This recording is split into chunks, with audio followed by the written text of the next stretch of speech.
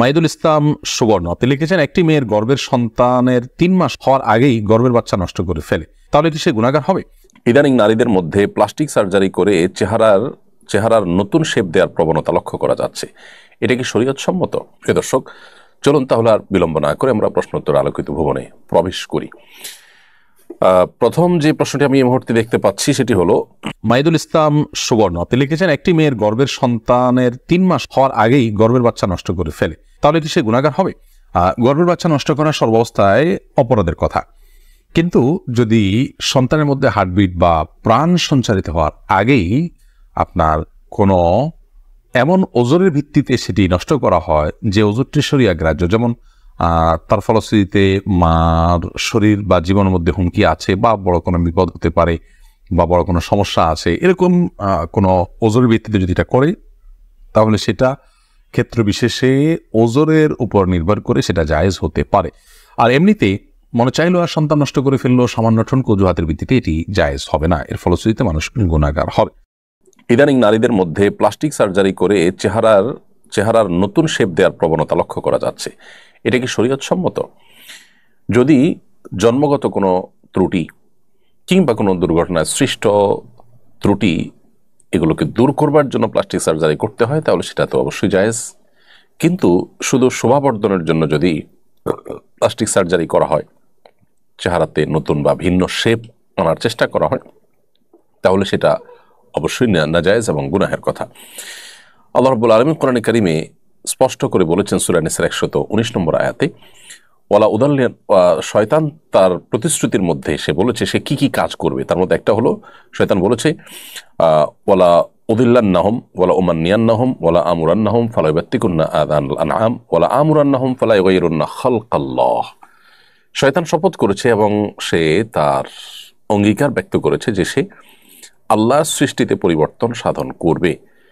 আল্লাহ তাআলা বলেছেন লা তাবদীলা লিখালকিল্লাহ, আল্লাহর সৃষ্টিতে পরিবর্তন করা সুযোগ নেই বা করা যাবে না। আরও বিভিন্ন হাদিসও এই প্রসঙ্গে রয়েছে। সবগুলো দ্বারায় প্রমাণিত হয় যে সৃষ্টিতে ব্যাপক বা দৃশ্যমান পরিবর্তন যেটাকে বলা হয়, সেরকম কোনো পরিবর্তন সাধন করা জায়েজ নয়।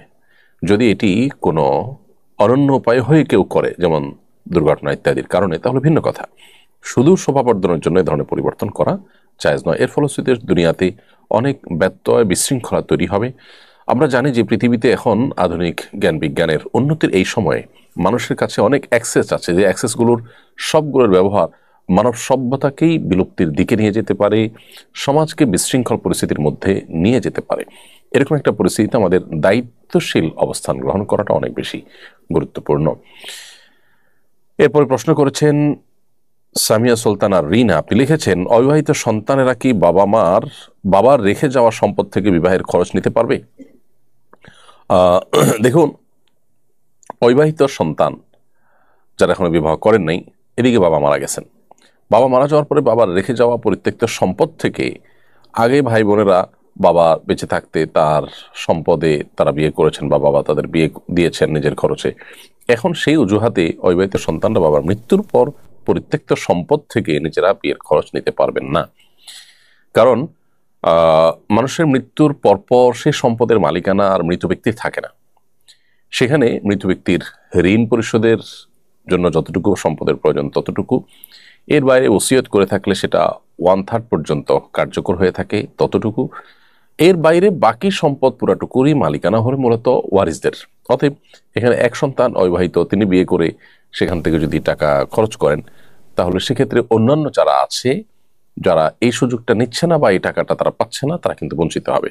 এখন প্রশ্ন হলো যে আগের যে সমস্ত সন্তানরা বাবার সম্পদে বিয়ে করেছেন, বাবা তাদেরকে বিয়ে করিয়েছেন নিজের টাকায়, তো এখান থেকে তো এই সন্তান বঞ্চিত হলো। এর উত্তর হলো, কেউ জীবদ্দশায় তার সম্পদ থেকে কিছু যদি কাউকে দান করে, গিফট করে, উপহার দেয়, কারোর জন্য ব্যয় করে, খরচ করে, এটা একান্তই তার ব্যাপার এবং সে অধিকার তার আছে।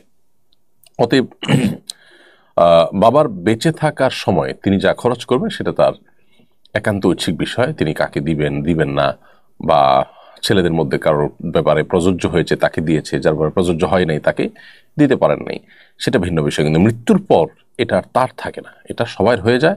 অতএব এখান থেকে একজন বিশেষভাবে সুবিধাটা নিতে পারবে না।